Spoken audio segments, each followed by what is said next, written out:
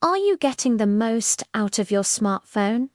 You might be surprised by a few hidden tricks that can seriously boost your productivity. Let's start with a simple one: text shortcuts.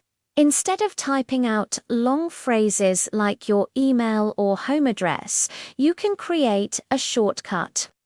For example, typing at could automatically expand to your full email address.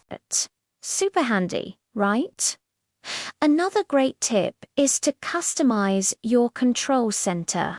You can add or remove icons for quick access to the features you use most, like the flashlight, calculator, or even a screen recording button.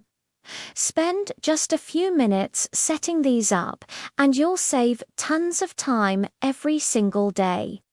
Give these tips a try and let me know how they work for you. Thanks for watching, and don't forget to subscribe for more tech tips.